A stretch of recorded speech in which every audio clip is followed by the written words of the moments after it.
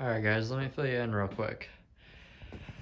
I just drove this crank gear on here so that I can spin the engine over and spin the camshaft over. And then I threaded my crank pulley bolt in there so that I have something to turn the engine over with. And so now I'm able to spin the camshaft. And so what I'm going to do is I just took some of my old lifters, 2 of them. I don't know why I did 2 because I only have 1 pushrod tool. And I welded the plunger so it can't go down. And I'm going to drop this lifter down in there. And then I'm going to put my adjustable pushrod down in there. And right now what I'm going to do is fill this cylinder with air with this adapter tool that I made. It's just an old, have a spark plug welded to a air chuck. And then I'm going to fill the cylinder with air so that these valves can't drop down. And I'm going to take these 2 valve springs off. I'm going to do once on the intake and once on exhaust. And then I'm going to put these comp test springs in there just so I don't bend my adjustable pushrod. And so what I'm going to do is swap these springs out and then put my pushrod and everything on there and set my rocker on there and then get my geometry how I want it and make sure everything looks good. And then I'll take my adjustable pushrod out without moving it and use my new extra long caliper that I ordered so that I can measure this 10 and whatever inch long pushrod. So I'm gonna go ahead and do all that and I'll update you guys in a minute. Alright, so I got my test spring in there. I got 1 roller rocker on. And I've got my adjustable pushrod in there. I've got my Dart adjustable pushrod guide plates set up in there. It's just snug down right now. And then I've got my welded up lifter down in there.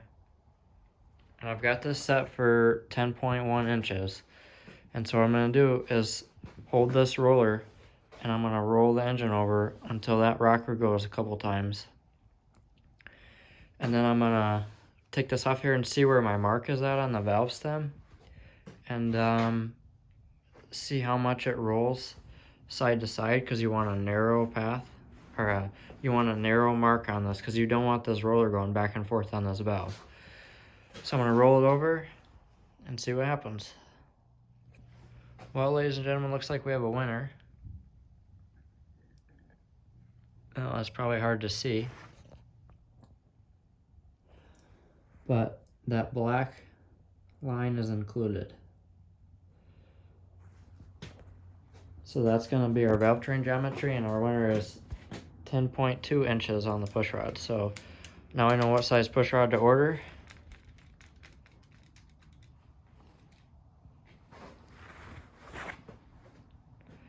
And I can get some pushrods ordered and I can get this top end assembled.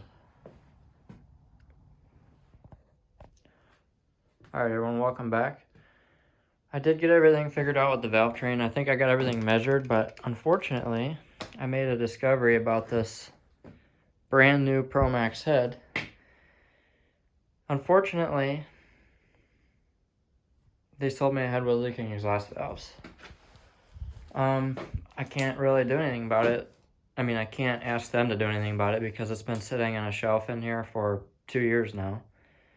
So they're off the hook on this one, but this head is going to have to be sent out to a machine shop and at least have the valves lapped.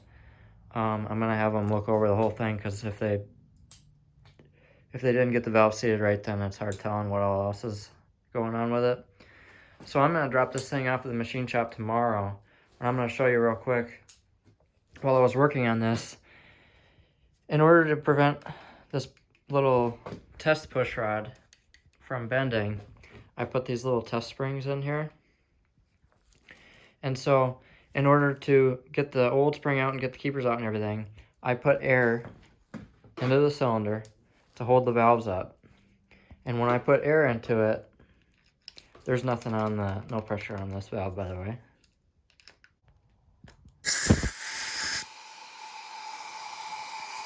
There is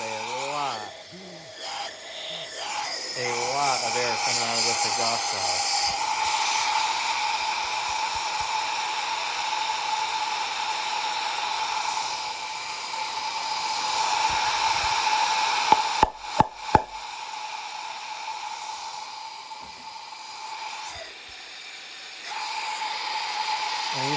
coming out of the intake.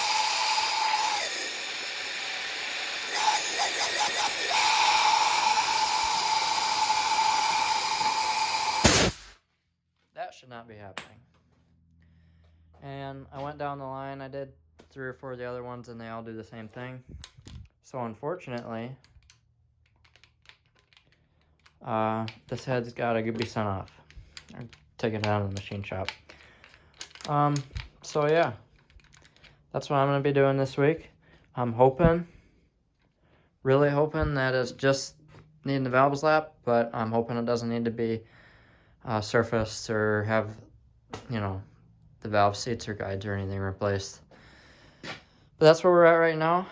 Hopefully the turnaround time's not too bad. I'll update you guys when I know more. So I just got my valve spring switched out for the one that was on there. I'm gonna pull all of the rocker studs off, pull these 2 guide plates out, and then pull all these smoke plugs out of this head. And this is exactly how I'm gonna take it to the machine shop. Just gotta undo all my head studs, lift the head off there, and I'm gonna haul it down there Monday morning. Well, I got the cylinder head pulled off.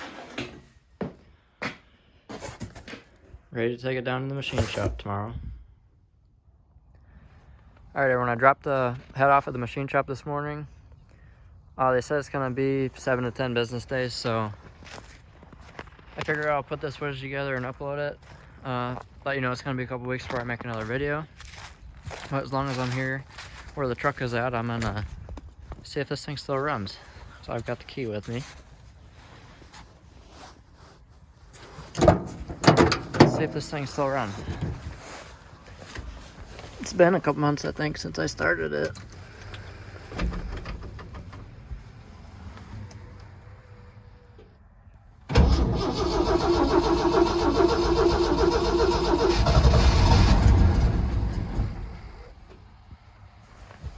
Almost. Battery's pretty low. Sounds like the fuel system needs to prime up.